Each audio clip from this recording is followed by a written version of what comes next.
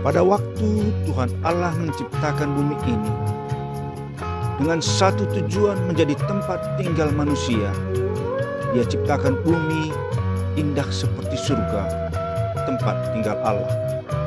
Di Taman Eden, Tuhan Allah menempatkan mereka. Tetapi karena manusia gagal menjaga dan memelihara, dari Eden mereka keluar. Demikianlah perpindahan secara geografi di dalam kitab Kejadian.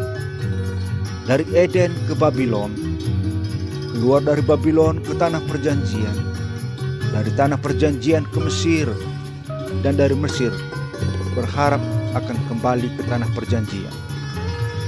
Di balik Kanaan sebagai Tanah Perjanjian, Tanah Perjanjian yang sebenarnya yang diharapkan adalah kembali ke Taman Eden.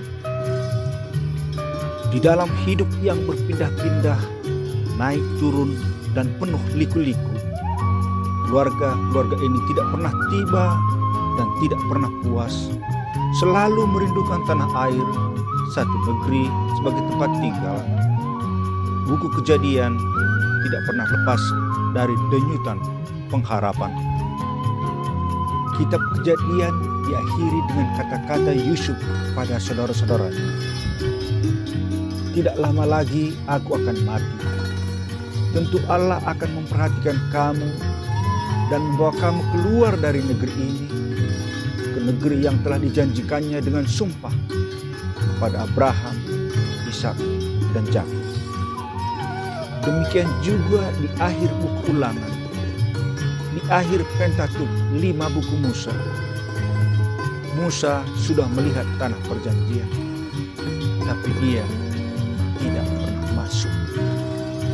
Dan berfirmanlah Tuhan kepadanya, inilah negeri yang kujanjikan dengan sumpah kepada Abraham, Ishak, dan Yakub.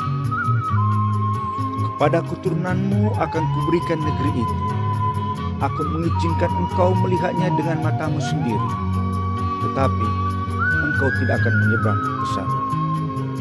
Lalu matilah Musa, hamba Tuhan itu.